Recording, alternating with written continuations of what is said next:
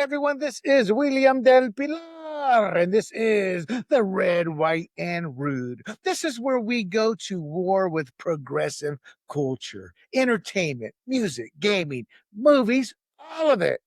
I am a conservative Latino, and what happens culturally shapes our politics. We've been losing the culture war.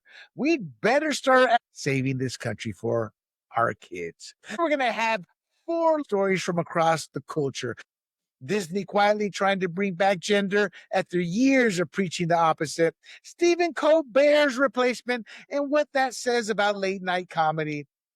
And one of our panel's favorite topic, Harry and Meghan. But this is on their free fall of popularity. And finally, Star Trek Starfleet Academy burning millions per episode to pull numbers struggling influencers hit at zero cost.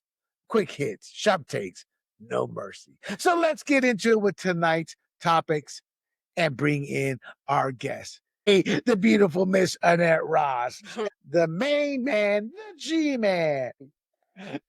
So welcome to both of you guys. For the audience, I've been writing Miss Annette Ross. Now she looks like Kate Jackson. And I pulled the image up and proved it. Yeah. All right, let's move on. We got 4 topics here. I want to get your thoughts on these incidents that have taken place. 1, Disney quietly brings back, quote, ladies and gentlemen, unquote. So Disney parks quietly restored the phrases ladies and gentlemen in at least one park announcement at the removing gender greetings such as ladies and gentlemen and boys and girls right around 2021 in the name of inclusivity.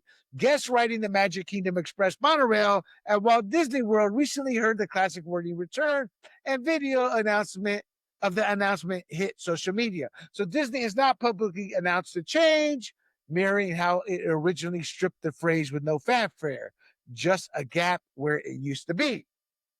So this was done in 2021, 2022. Now they say then they were saying, hello, everyone, or good evening, dreamers of all ages, after internal diversity bosses said they wanted language that didn't assume sex or gender. For a company that leaned hard into identity politics, this is a small but symbolic step back toward normal language that recognizes men and women.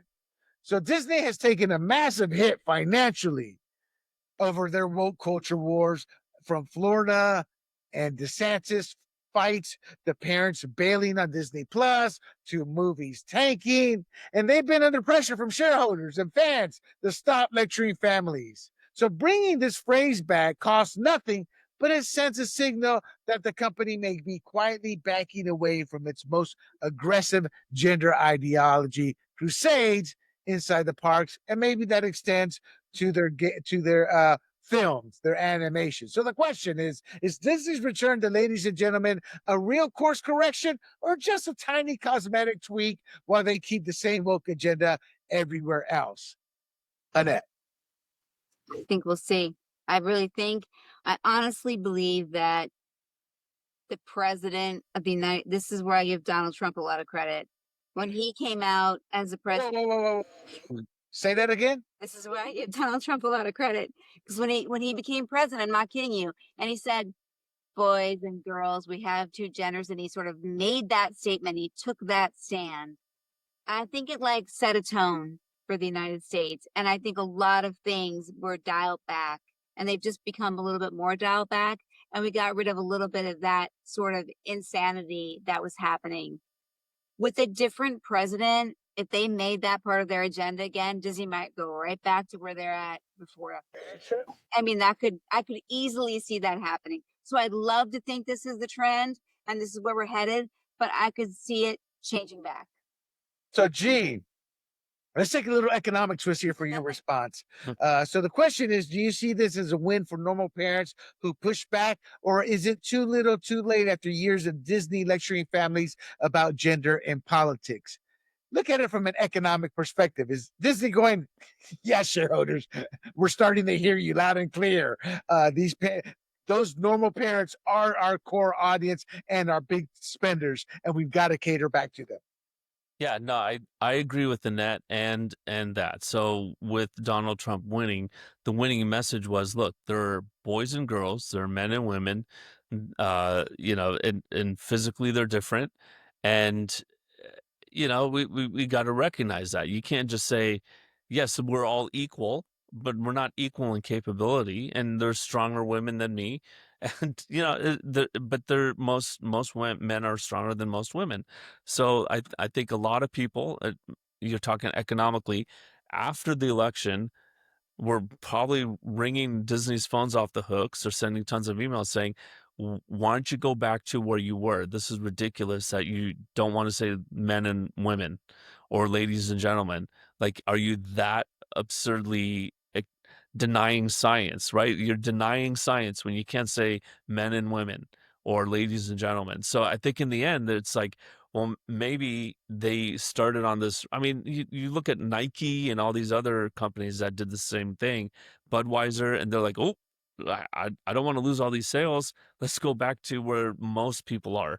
And then just abandon this whole crusade of trying to make it whatever that woke agenda is. So I absolutely think it's monetary, but I think it's also like there's a lot of groupthink with a lot of stuff. So I think with the woke agenda, there's a lot of groupthink, and then they were shocked to go, oh, everyone in my bubble thinks this way. They think woke, but it looks like most of America doesn't, and it was a shock to their system. And then they're like, well, in the end, we run a business, we got to make money, so let's pull back on this. So absolutely, I agree with you.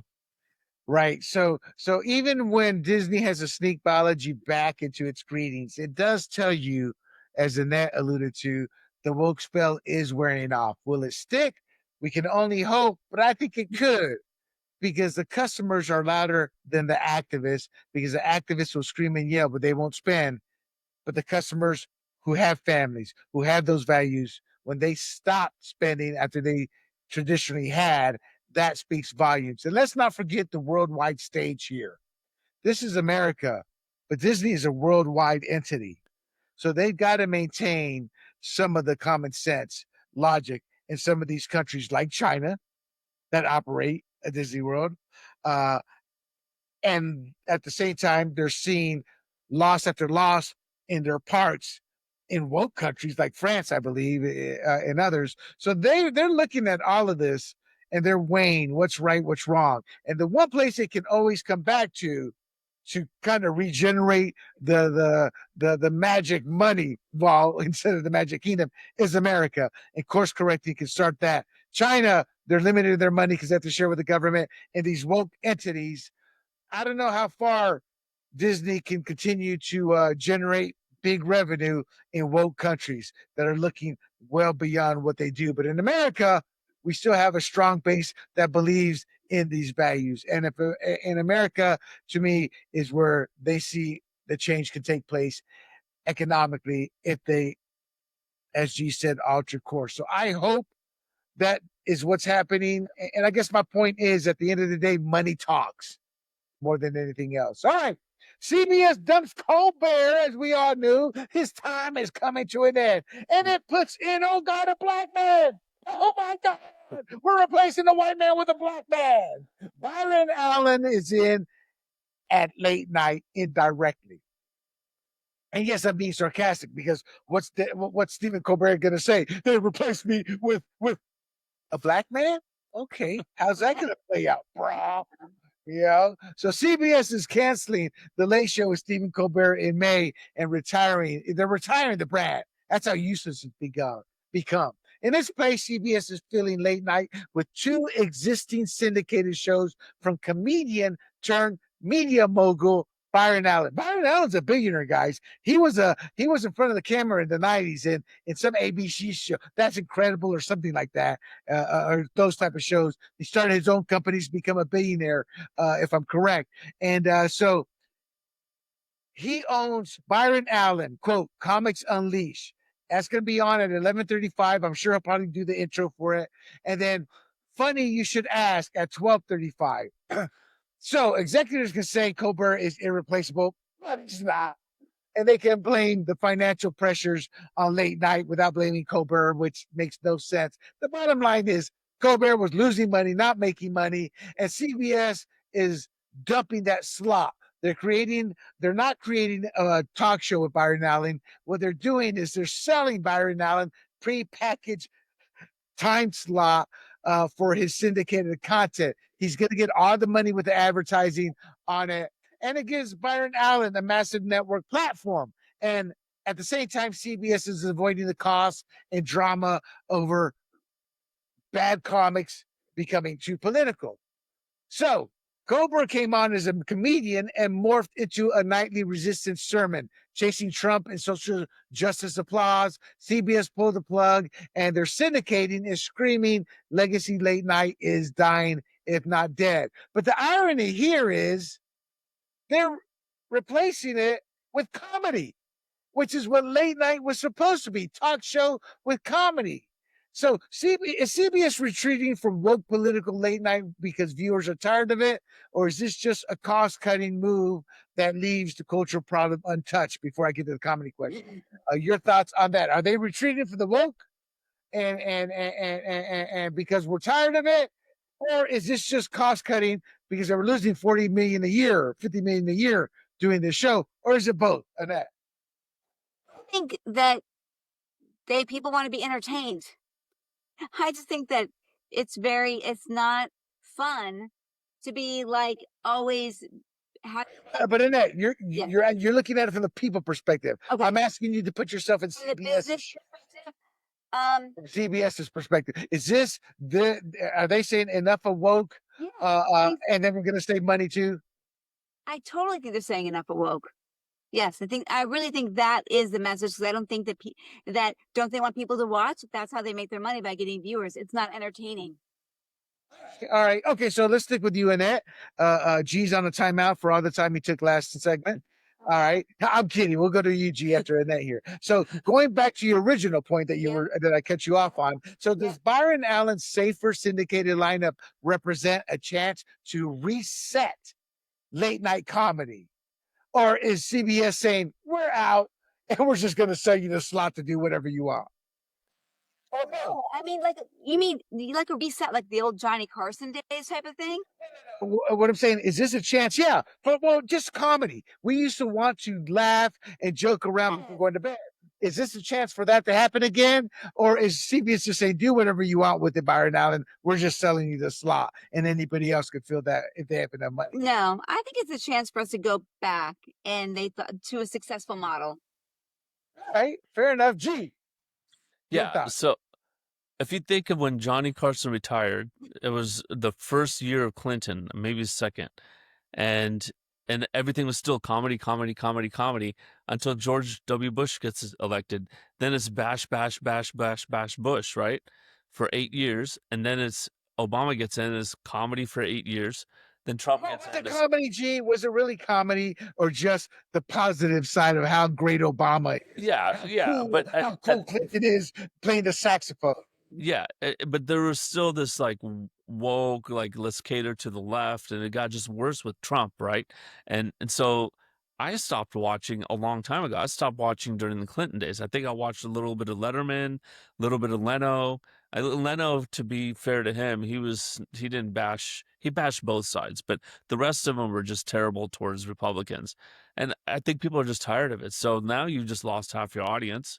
So how do you survive on a show where you have to stay up late, right? You have to stay up late and you have to be a Democrat to enjoy it.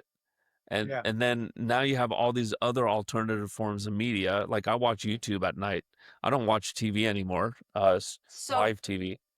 So it does come down to the numbers. And it's like, well, maybe what attracts people is just pure comedy that's not partisan. And maybe they'll get back to it. But just think, ever since Johnny Carson retired, we've had 2 Republican presidents, and it's just bash on both of them. And maybe the numbers are finally playing it out 30 years later, and they're like, maybe we shouldn't do this anymore.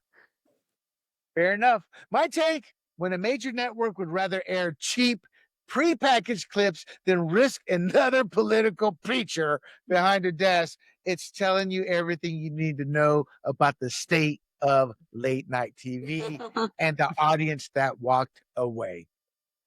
Let's get to Annette Ross's version of UFOs. Gosh, Meg. Meghan and their Aussie tour, facing a royal bust. So Prince Harry and Meghan Markle, can we still call them Prince? Weren't their titles taken? So when Harry and Meghan Markle are heading to Australia for an unofficial April tour, but early signs point to a flop, with multiple reports of weak demand and sluggish ticket sales. Harry's paid keynote at a workplace mental health summit in Melbourne, and Meghan's pricey, quote, her best life, unquote, women's retreat in Sydney are both struggling to fill seats. Commentators note the contrast with their 2018 Royal Tour.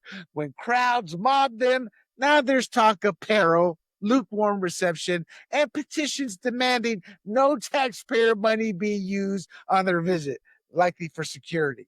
So, to get specific on this, Harry's Melbourne conference has reportedly slashed ticket prices by about 50% shortly before the event, adding cheaper tiers to avoid a half-empty room.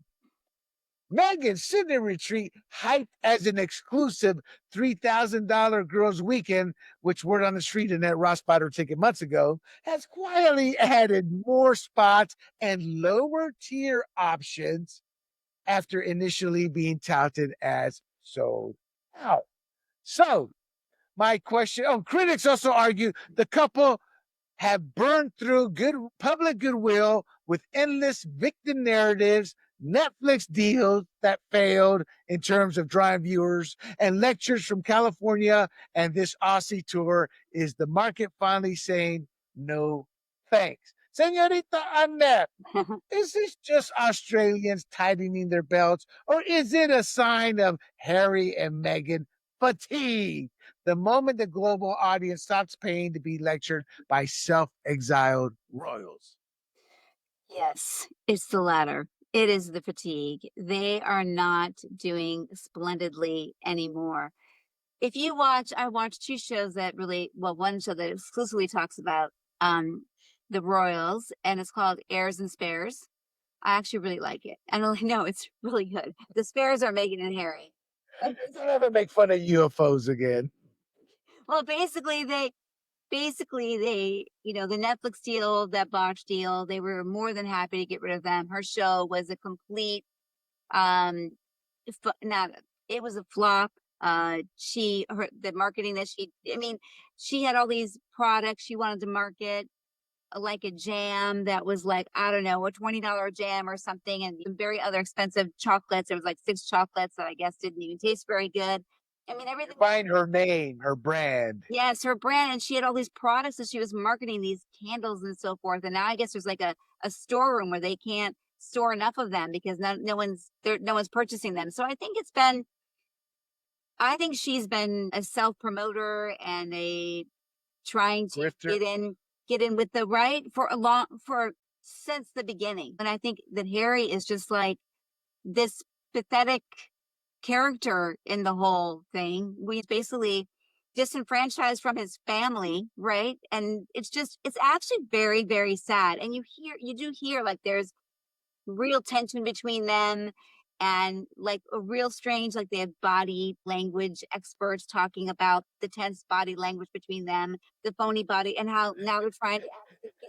No, I'm not even. Go ahead. In essence, what you're describing there, these body language experts are saying Harry is a duck with a C in her presence. Yeah, and that, but also like that he's also unhappy. Like he's feigning this, like, like a smile or something, and it's the whole thing is like it's posed, and that they were getting so desperate that they finally had to like start showing the kids off, like bringing them in. They were sort of keeping them away from the public, and now they're bringing them in because they just can't. They're just so sick for the press. They need the press. They want the press. They want to be in the limelight, and they're not able to make it happen. I mean, the botched Netflix deal was pretty much, I think, the end of them. Well, let's go to an individual who only has one topic that he loves more than UFOs. And that is Jee and Meghan and Harry. Yeah. Your thoughts, Jee, when you go from tax-funded royal tours to $3,000 self-help weekends, are you still royal dignitaries or just overpriced lifestyle influencers with a castle-themed backstory? Yeah, I didn't even know Harry Potter was a real person. You guys are talking. I'm just so confused. All right. So, okay. So Stalin once said, the death of one man is a tragedy, but the death of a million is a statistic, right? Statistic, And yeah. so it's like it just plays to this idea that we elevate celebrities, right? Think of Kobe Bryant or Michael Jackson. It's like, well, that guy could really throw a ball really well, or that guy made some really good music and could dance really well. So when they died, or Robin Williams, he told jokes really well, right? But then a kid who has leukemia and they saved puppies and then died at the age of 12, it's like, oh, another one, and so it just lends to this idea of like, and that's just human nature. You see it on the left with Obama, you see it on the right with Trump. So I think there's just fatigue, right? It's like people, I think right now are just hurting financially all around the world with higher energy prices, with what's going on with Iran, and they're like $3,000, and in the end, these are billionaires, right? And we're paying $3,000 from our kids' college fund to go see these billionaires and hang out with them.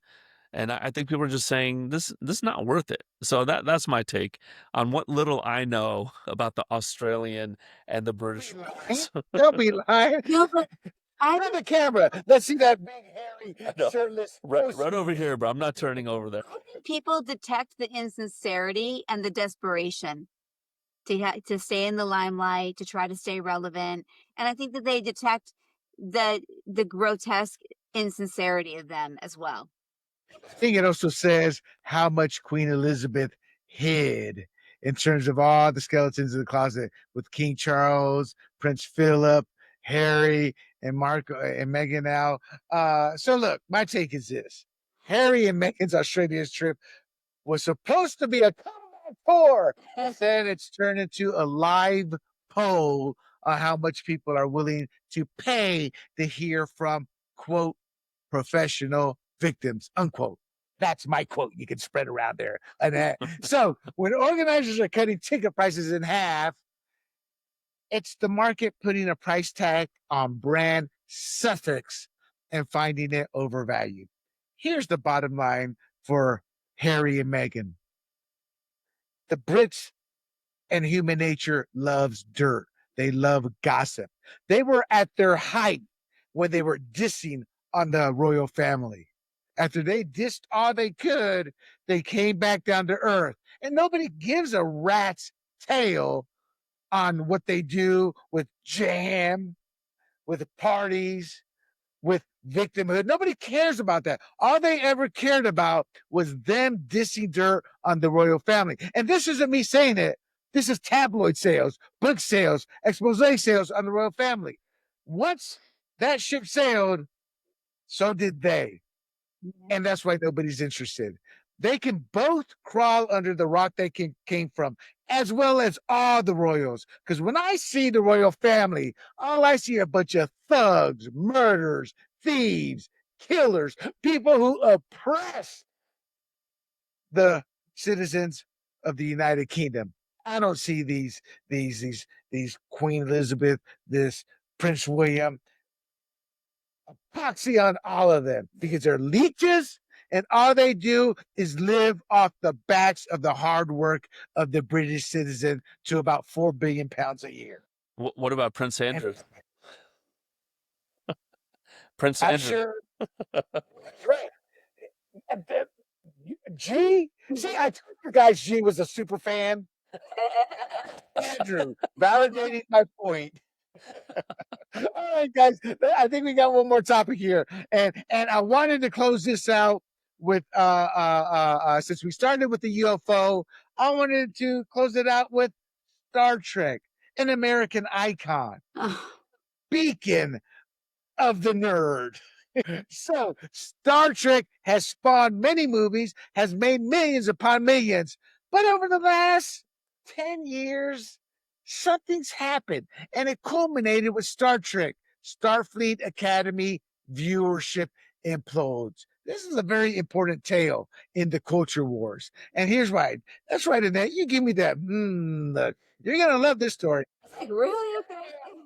Paramount Plus's Star Trek Starfleet Academy has reportedly collapsed to an average of around 400,000 total views for the entire season. That's about 40,000 viewers per episode. Think about this, 40,000 viewers per episode. I think MASH's final episode saw like 80 million. A a typical show on network television does about 4 to 6 million. Oh, so it's real. About 40,000 viewers per episode. Again, roughly 400,000 total views for the entire season. This show was so hyped before season 1 even started, they renewed it for season 2. The show failed to crack Nielsen's top 10 streaming list and was overshadowed by reruns and older shows, despite a massive budget and heavy promotion. A couple of sources out there, Variety and Outkick.com, one of my favorite sites, report that Paramount has now canceled the series before its already filmed second season even airs. So the second season is in the can, and they've already canceled it before it even airs, making it one of the most embarrassing flops in modern streaming. Fans say the show turned Star Trek into a teen soap in space with identity politics, lectures, romance drama with transgendered whatever, activism with Trek's core exploration themes pushed to the background. None of that made y'all popular. We're going to tell you how to live. They were using Star Trek as a vehicle for identity politics, and the audience scores cratered. So Park Place, another great website, said that the series did hit number 9, then number 10 on Paramount Plus's internal top 10, just Paramount, but then disappeared after episode 3. So this isn't just one bad season, it's the latest failure in Alex Kurtzman era. He's the one who took over all of the Star Trek shows, franchises, once Paramount Plus came into existence, and they used Star Trek as their flagship to bring in subscribers. So it's leaning into heavy preaching identity politics, present day progressive politics, instead of the classic Star Trek optimism and adventure. And Annette, I'm not sure if you watch it, Star Trek dealt with the social issues of its day, but asked the question and made it into a way where you were left thinking, not being pushed down a certain avenue thought. So for streamers, it's also a warning shot. You can't spend blockbuster money on a niche. You can't push and promote lecture-driven content and expect mass market numbers. Now, the Blaze reports or cites that Star Trek Starfleet Academy cost between 10 million and 20 million per episode. And Giant Freaking Robot, these are sites you've never heard of, but as the nerd in me, I know all these sites. Giant Freaking Robot reports the pilot episode alone was rumored to cost 20 million. I want y'all to think about this for a moment. I said an average network TV show to survive can do about 3 million viewers. 3 million. A big hit show will do 6 to 8 million. In the day with 3 networks, 80 million to watch MASH's final episode. Hell, even Frasier at the turn of the century, after it lost a big chunk of its audience, saw about 12 to 13 million people tune in. 10, let's be nice and say 10 million per episode for 40,000 viewers. If any of you have a calculator, I'd like to know what that breaks down per view. 40,000. Influencers who aren't even at the top of their game. We're not talking to Meghan Kellys.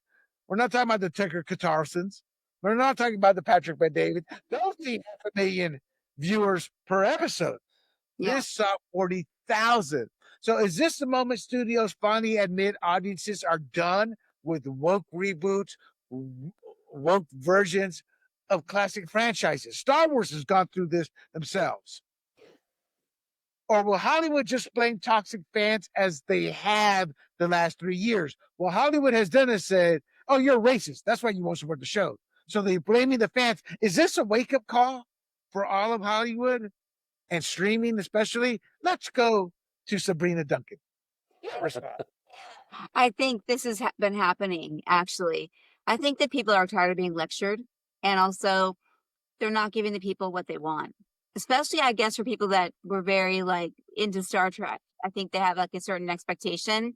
But even with some of like some remakes they did of like The Little Mermaid, and I'm trying to think of a remake they did like a live performance of, maybe it was like a Peter Pan. They Oh, and Little Mermaid too. They did a Black Little Mermaid or the Frog or something, and then they did a live version too. And they did a live version of Peter Pan that changed a lot of like main characters or like the way they told the story, and people didn't like it, and people rejected it, and people didn't watch it.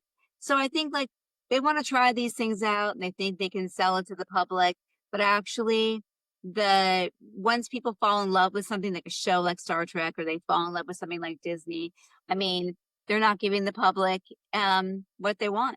And so they're going to reject it and spit it right back out.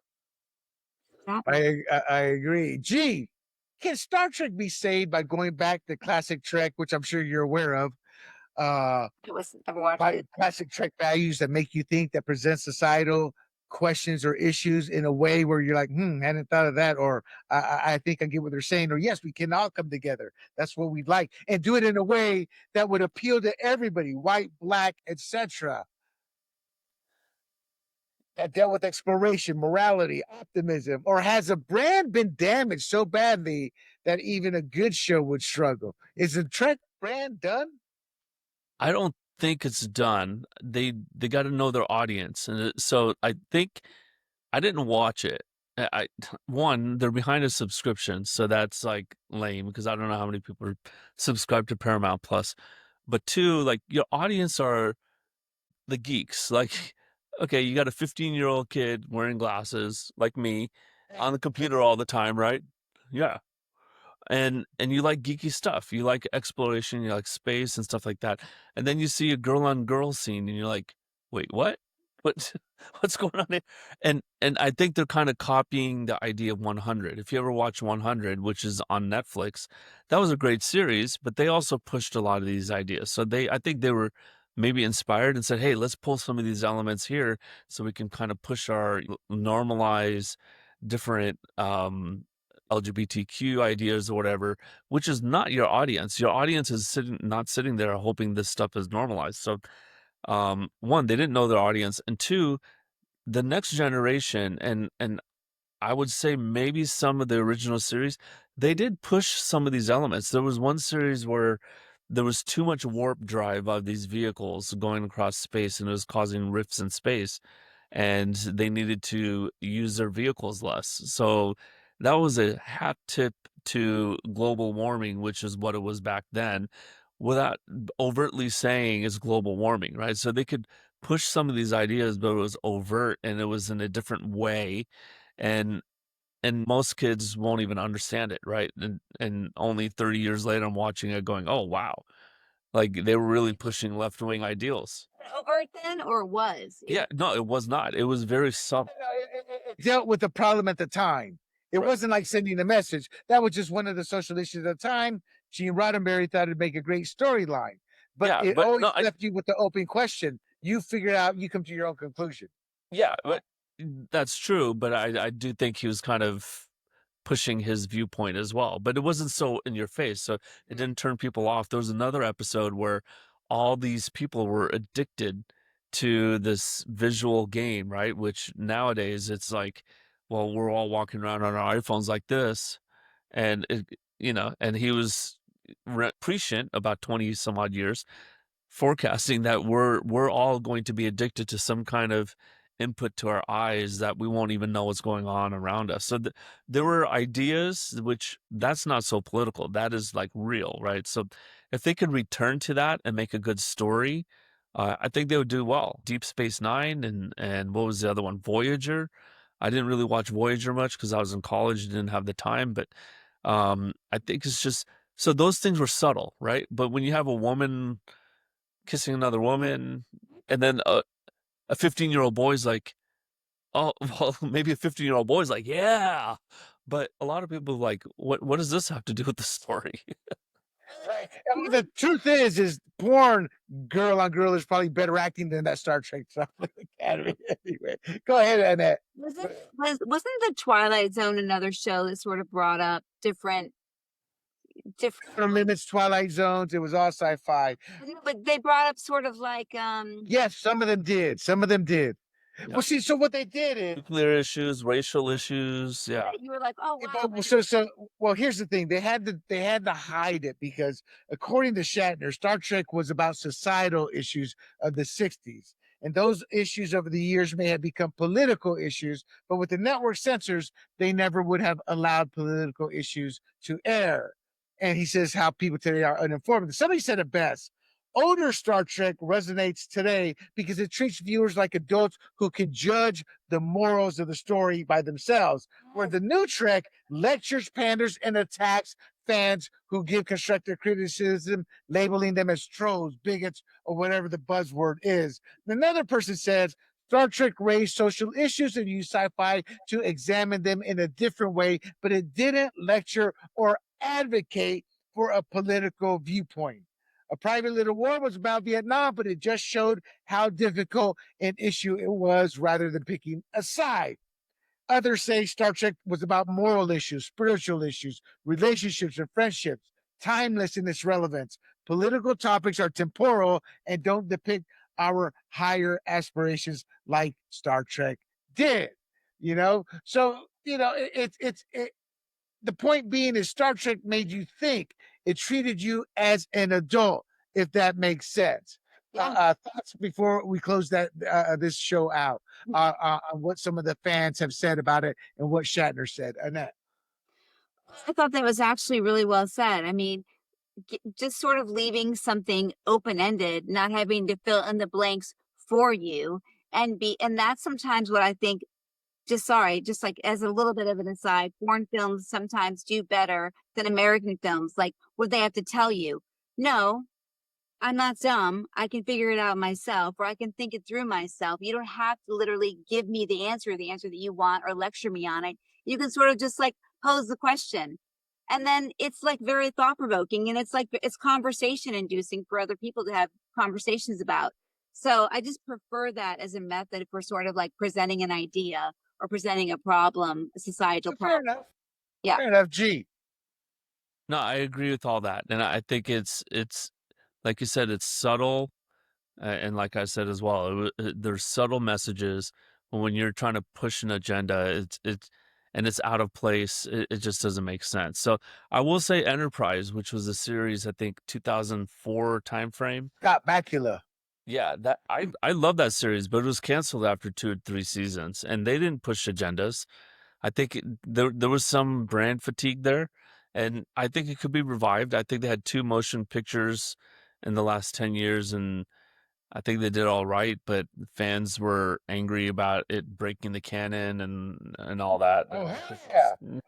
Vulcan being That's this generations when they killed off Spot, Kirk, and Scotty for ratings to get more ticket sales. Hell yeah, I haven't watched it since. Well, you're talking about the 90s. I'm talking about the one 10 years ago where they blew up the Vulcan, the planet Vulcan. Yeah. It's a revisionist movie. So maybe the brand is damaged to some degree. Well, you know what? I agree with both of y'all, honestly. But sometimes as a kid, I just wanted to have fun. Remember that episode, G? When Shatner's fighting Shatner's representing humanity. He's representing the other race, and they're battling it out in the desert. It's been so long, I don't remember. It was just so fake. Sometimes it was just sci-fi fun too. But I think both of you guys are absolutely correct, as well as those individuals. Look, Star Trek Academy wasn't just a ratings miss. It was a fan referendum, in my opinion, on what Hollywood has done to the brand of Star Trek. When you pour millions, 10 to 20 millions into a legacy brand per episode, and you can't even scrape 40,000 viewers and then you cancel a filmed season before it airs, that's not review bombing. That's a franchise that's on life support. Look, the bottom line is studios keep turning beloved sci-fi into sermon time because Star Wars is having the same problem. Audiences will keep doing what they just did to Starfleet Academy. Set phasers to off and warp right past it. Look, there's a brand new Star Wars movie coming out. It's not even in the top 10 most anticipated or talked about movies. That would have been unheard of before Kathleen Kennedy took over the brand after Disney bought it. So woke is dying, not necessarily because we're winning the battle. We are, but actually not necessarily because we're winning the culture war in ideological battles, but because dollars are telling these people you're losing the culture war and we'll lose everything if you don't change. Because at the end, whether we want to admit it or not, people, money runs this world. Love can be a fuel, belief and faith can be a fuel, but money runs this world because of the 7 sins and greed being one of them. Any final thoughts before we close the show out? I would say those people making Star Wars, Star Trek with this woke agenda, I guarantee you they're not self-reflecting. They're just saying, well, America's just a bunch of bigots and one day they'll like it. I guarantee Exactly. you. No, you are correct. You are correct. We hope you understand what we're trying to talk about with these culture wars, how we can win the battle with our wallets. We can scream all we want, but sometimes it just takes our wallets to win the battle over time. So, to everybody, make sure you follow us on YouTube and Rumble under the profile Grumblings Media. I am William Del Pilar for the G-Man and the beautiful Miss Sabrina Duffy, aka the Annette Ross. This is the Red, White, and Rude. Keep fighting, stay safe, and we will talk next. Hey, everybody, this is William Del Pilar, founder of Grumblings Media, and I want to say thank you for watching our content. If you want to support our all-volunteer efforts at Grumblings Media, smash the subscribe button right here. 100% free, and please consume and share our great content. Click either one of these 2 boxes for more of our work.